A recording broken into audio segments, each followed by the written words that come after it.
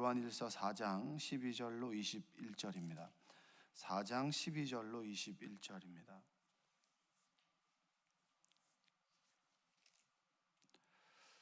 어느 때나 하나님을 본 사람이 없으되 만일 우리가 서로 사랑하면 하나님이 우리 안에 거하시고 그의 사랑이 우리 안에 온전히 이루어지느니라.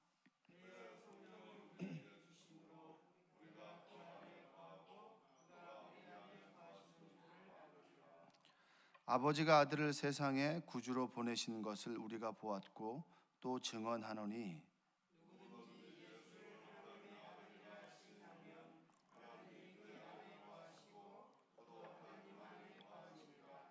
하나님이 우리를 사랑하시는 사랑을 우리가 알고 믿었노니 하나님은 사랑이시라.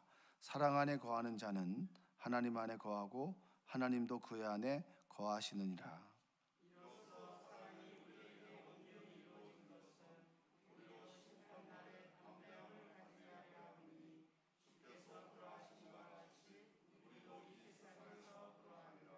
사랑 안에 두려움이 없고 온전한 사랑이 두려움을 내쫓나니 두려움에는 형벌이 있음이라. 두려워하는 자는 사랑 안에서 온전히 이루지 못하였느니라.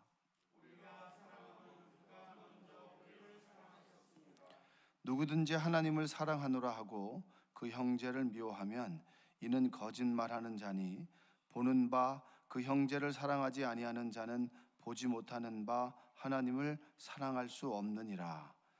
우리가 이 계명을 주께 받았나니 하나님을 사랑하는 자는 또한 그 형제를 사랑할지니라. 아멘. 오늘도 하나님의 은혜가 여러분의 삶 가운데 함께하기를 주님의 이름으로 축복합니다. 사도 요한은 계속해서 하나님의 사랑 그리고 서로 사랑에 대해서 이야기를 합니다. 우리는 사랑을 모르고 하나님의 사랑이 십자가를 통해서 또 예수님께서 인간의 몸을 입고 이 땅에 오셨다. 이것이 사랑이다. 그 사랑을 우리가 하나님으로부터 배우고 그리고 우리가 진정으로 사랑할 때 하나님이 우리 안에 거하고 그리고 우리가 하나님 안에 거하게 된다. 이렇게 제 사도 요한이 반복해서 이제 이야기를 해주고 있습니다. 자, 인간은 사랑이 없이는 살아갈 수가 없는 제 존재입니다. 영어에서 보면 love하고 live는 어원이 같고요. 그리고 본질이 같은 뿌리에서 나왔습니다. 독일어에서 이제 레벤, 그 다음에 리벤, 사랑하다, 살다도 같은 어원에서 나왔습니다. 인생의 본질이 사랑이고 사람과 그리고 삶과 사랑은 이 세 가지는 사실은 같은 본질에서 이렇게 나왔다라고 말할 수 있습니다. 그래서 인간은 사랑받고 사랑하며 살아가는 것이 가장 본질적인 그런 삶의 방식입니다. 그러니까 사랑을 받고 그리고 사랑을 하고 살아가는 것이 가장 인간이 살아가는 가장 어떤 이상적인 본질의 모습입니다. 진정한 사랑을 받고 싶은데 그 사랑을 받지 못하면 우리 안에 병이 찾아오게 되는데 그 질병이 바로 불안이라고 하는 질병입니다. 어떤 질병이 찾아온다고요? 불안. 그래서 우리가 듬뿍 사랑을 받지 못하고 그리고 사랑을 충분히 받지 못했을 때 우리에게 나타나는 증상이 바로 불안이라고 하는 그런 증상입니다. 18절의 말씀을 한번 읽어볼까요? 18절 한번 읽어보겠습니다. 사랑 안에 두려움이 없고 온전한 사랑이 두려움을 내쫓나니 두려움에는 형벌이 있음이라. 두려워하는 자는 사랑 안에서 온전히 이루지 못하였느니라. 자, 사랑과 두려움이 별 상관이 없어 보이는데 우리 삶 속에서 사도 요한은 사랑하면 두려움을 내쫓는다 이렇게 이야기를 합니다. 여러분들 그 남녀 간의 사랑을 한번 생각해 보면 둘이 서로 사랑할 때는 두 사람 사이에는 별로 걱정이 없잖아요. 그렇죠? 근데 조금 그것이 식어지게 되면 뭔가의 불안함이 찾아오거나 두려움이 찾아오거나 그런 감정들이 찾아오게 되는데 우리가 사랑과 두려움이 별 상관이 없는 것 같지만 이 둘은 굉장히 밀접한 관계가 있습니다. 그 엘리자베스 키블러-로스라고 하는 사람과 데이비드 캐슬러라고 하는 사람이 인생 수업이라고 하는 책을 썼는데 이제 그 인생 수업은 그 인생의 마지막 호스피스 병동에 사람들이 죽어가는 모습을 보면서 그 죽음에서 인생을 배우는 겁니다. 레슨을 배우는 것인데 그 인간의 감정, 인간의 마음이 느끼는 감정은 그 뿌리에서 두 개의 감정이 이제 붙어 있습니다. 이 두 개의 감정이라고 하는 것, 첫 번째는 사랑이고 다른 하나는 이제 두려움입니다. 그러니까 사랑과 두려움이 이제 같이 맞붙어 있는 거죠. 행복 한번 떠올려 보세요. 만족, 평안, 그리고 기쁨 같은 긍정적인 감정을 캐어서 들어가 보면 그 근원에는 사랑이 있습니다. 여러분이 행복할 때를 한번 생각해 보시고, 그리고 만족할 때, 평안할 때, 그걸 한번 생각해 보면 누구한테 무엇을 사랑을 받는다거나 그리고 하나님으로부터 사랑을 느낀다거나 했을 때 우리는 행복과 만족과 이제 기쁨을 느낍니다. 반면에 분노, 그다음에 증오, 근심, 가책, 그다음에 이제 부정적인 이런 감정들은 그 근원을 캐서 들어가 보면 우리 안에 가지고 있는 두려움입니다. 두려움이 있을 때 내가 뭔가 잃어버리면 어떡하나? 그리고 내가 여기서 주저앉으면 어떡하나? 여기서 끝인가? 라고 하는 두려움이 찾아올 때가 있죠. 그리고 경제적인 부분이나 그다음에 육체적인 갑자기 고통이 찾아올 때 우리가 어떻게 되죠? 갑자기 그런 두려움을 느끼게 되죠. 여기서 그만인가? 이런 두려움을 가지지 않습니까? 그러니까 사랑과 두려움이라고 하는 감정은 붙어 있는데 긍정적인 감정은 근원에는 사랑이 있고 부정적인 감정의 근원에는 두려움이 있습니다. 이 두려움을 가지게 되면 사람들이 불안해하게 되는 거죠. 그래서 인간의 마음 깊은 곳에서는 사랑 아니면 두려움의 감정을 가지고 있는데 사랑이 충만하면 두려움이 사라지고 그리고 두려움이 자꾸 우리 안에 찾아오게 되면 사랑의 감정은 사라지게 되는 겁니다. 그래서 사랑을 느낄 때는 두려움이 사라지고 두려움을 느낄 때는 사랑이 사라지죠. 그러니까 이 두 가지 감정이 서로 지배하게 되는 겁니다. 사랑이 차지하는 감정의 폭이 넓어지면 두려움은 밀려나고 그리고 두려움이라는 하는 것이 좀 찾아오게 되면 사랑이 이제 밀려나게 되는 거죠. 그래서 사도 요한이 오늘 우리가 18절 읽었습니다. 뭐라고 읽었죠? 사랑 안에는 뭐가 없다 그랬습니까? 두려움이 없고 온전한 사랑은 두려움을 내쫓는다. 여러분 근심과 두려움 가지고 예배 딱 나왔을 때 찬양 가운데 너 근심 걱정 말아라 주 너를 지키리 그런 찬양이 우리를 위로합니다. 그러면 그 순간에는 두려움이 있나요? 없나요? 왜 그렇죠?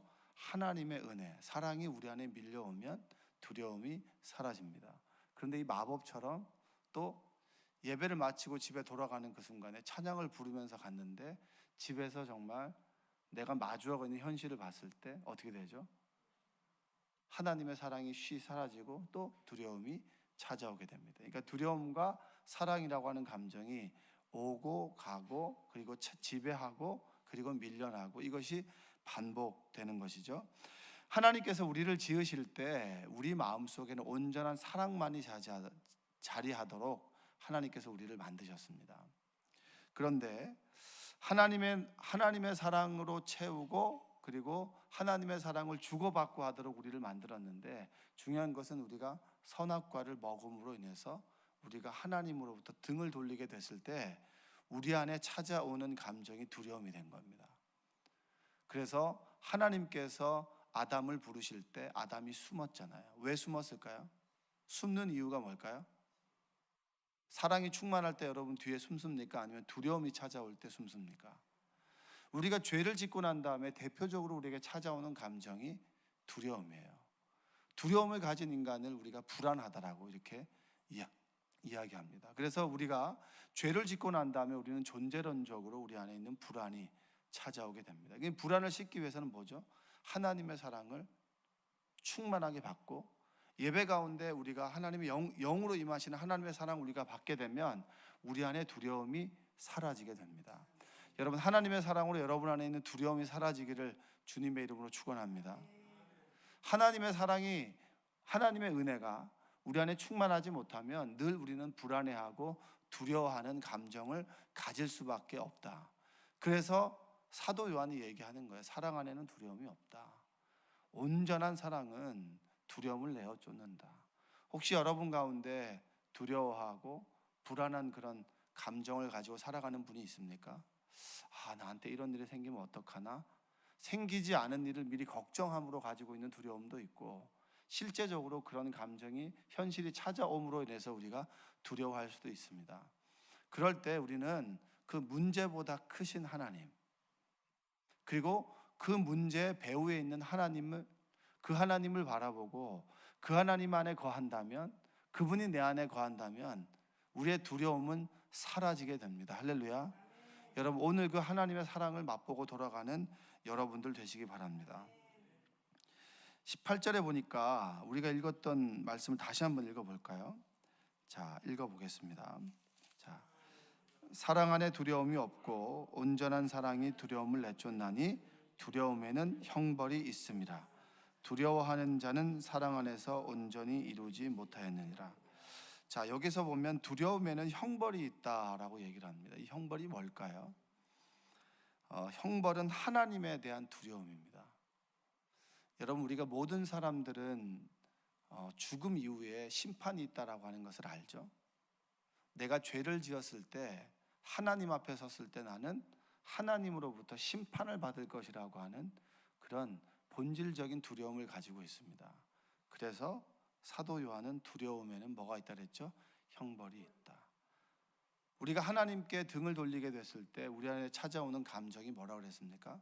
두려움이죠. 그럼 당연히 두려움에는 하나님의 심판이 있다라고 하는 것을 느끼기 때문에 우리는 두려움이 있습니다. 내가 죄 짓고 살면 안 되는데 갑자기 죄를 졌습니다. 죄를 짓게 되면 우리는 본능적으로 하나님 앞에 이게 얻어맞으면 어떡하나? 하나님이 나를 심판하시면 어떡하나? 하나님께서 나를 저주하시면 어떡하나? 라고 하는 두려움을 갖게 됩니다. 여러분, 죄는 하나님으로부터 멀어지게 하고 우리 안에 두려움을 찾아오게 됩니다.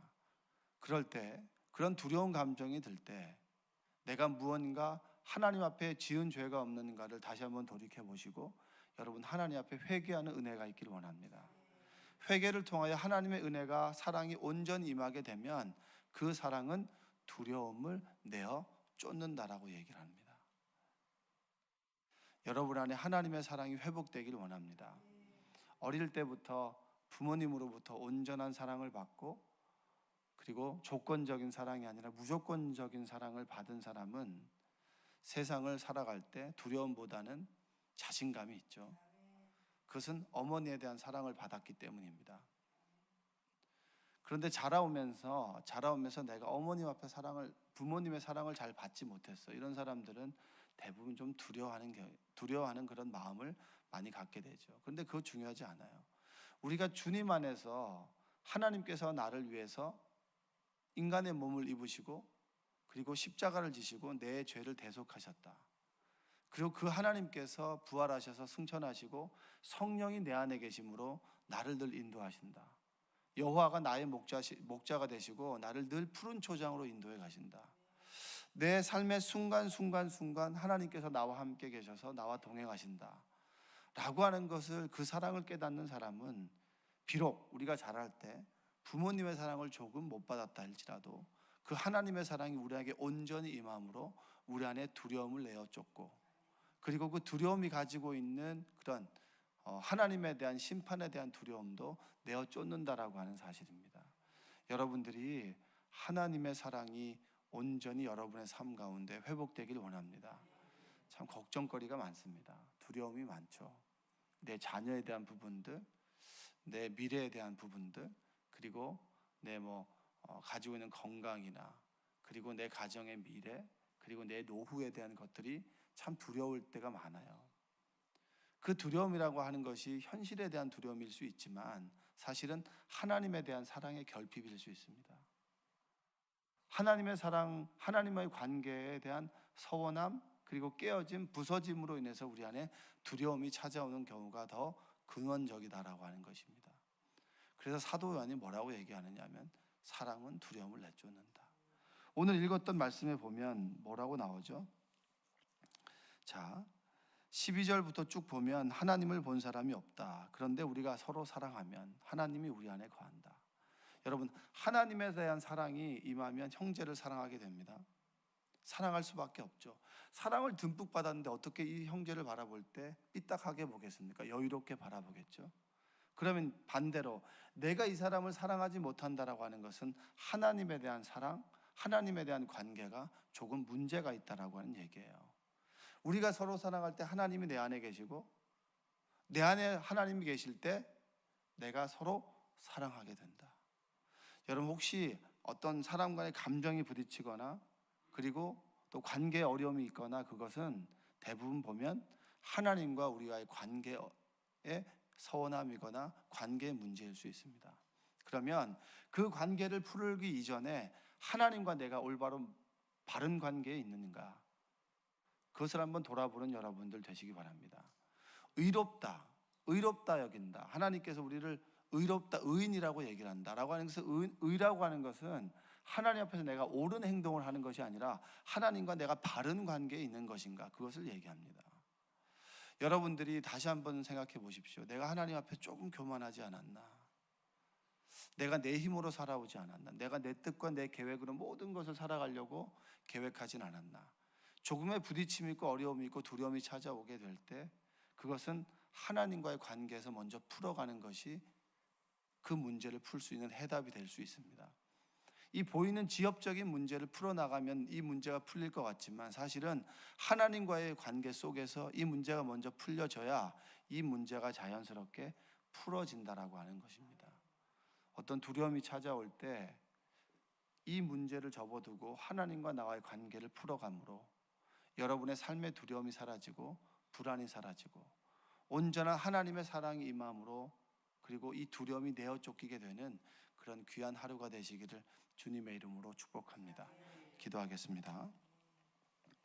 사랑과 은혜가 풍성하신 하나님 아버지, 온전한 사랑이 두려움을 내어 쫓고 온전한 하나님의 사랑이 우리 안에 임할 때 우리가 세상을 두려움 없이 당당하게 자신 있게 살아갈 수 있음을 믿습니다. 그러나 늘 우리는 연약하고 부족한지라 늘 두려워하고 불안해하고 힘들어하고 그리고 아파할 때가 참 많이 있습니다. 하나님, 우리 안에 하나님의 온전한 사랑을 부어주시고 하나님의 은혜가 우리 안에 온전히 임함으로 우리가 세상을 두려움 없이 살아갈 수 있도록 우리에게 용기를 허락하여 주시옵소서.